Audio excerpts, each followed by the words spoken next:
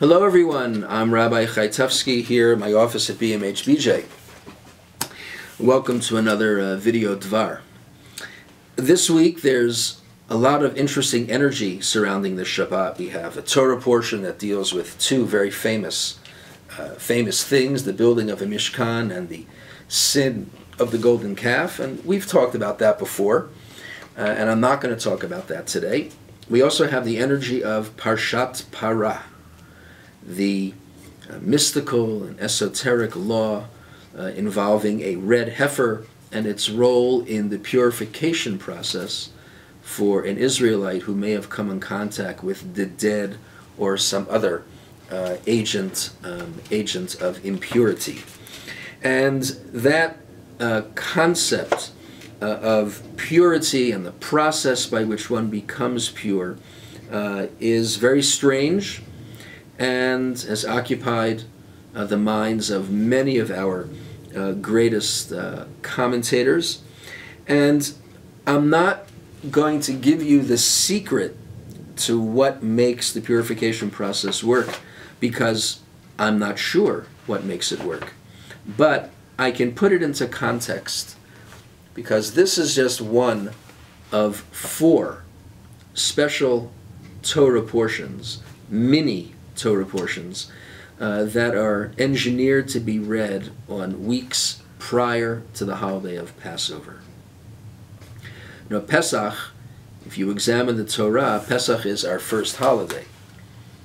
But in the context of the way we look at our calendar, Rosh Hashanah and Yom Kippur begin the calendar, and Sukkot is the last holiday, last biblical holiday that we celebrated.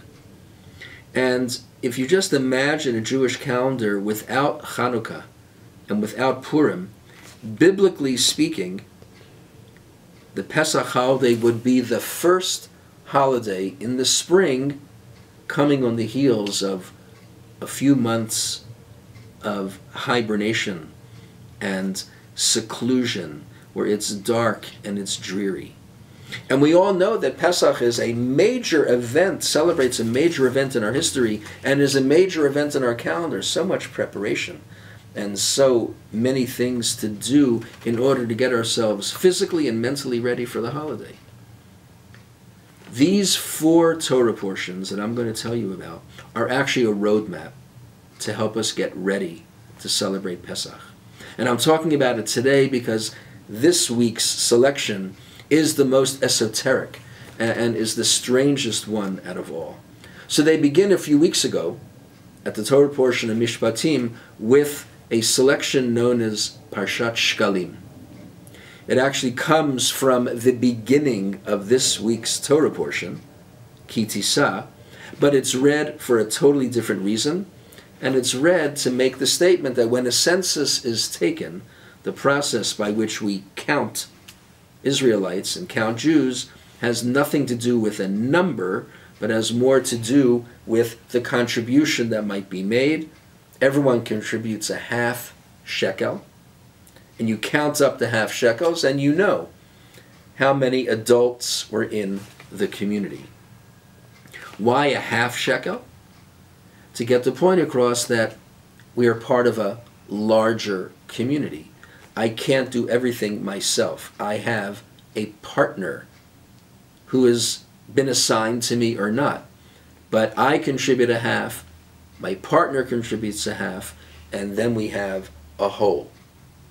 So the purpose of Shkalim is a way to make the statement, I am ready to stand up to be counted. I have a sense of community. When you have a sense of community, there's another level.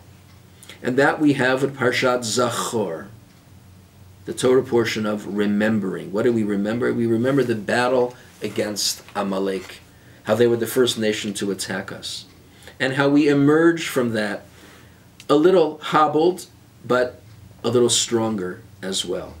And the battle against Amalek is an eternal one.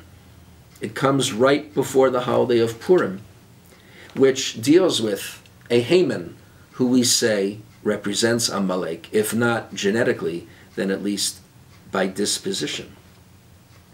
This sense of shared history strengthens our sense of community.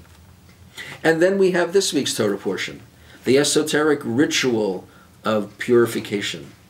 It just is one of 613 rituals or ethical guidelines that we have known as the mitzvot.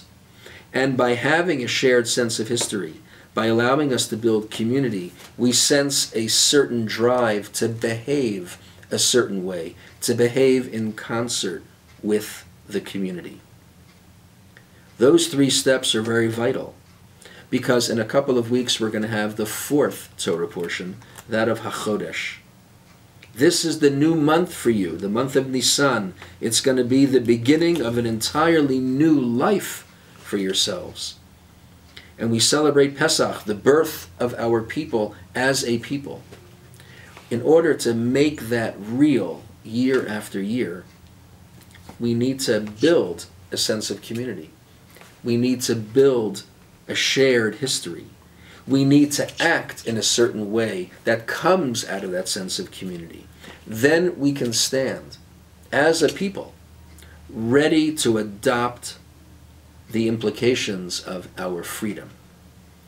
And I dare say that Pesach, one of the most popular holidays on the calendar, in spite of its rigorous ritual requirements, the Seder, one of the most popular meals, in spite of the fact that it is the most ritually legislated and detailed procedures we can go through, has a hold on our people, because instinctively we all understand about our sense of community. We all understand instinctively, we have something inside of us about that shared sense of history, and we all understand the importance of, at least occasionally, acting in concert with the community. And that enables us to celebrate our freedom, to celebrate our birth as a people, to celebrate each and every day our lives as Jews.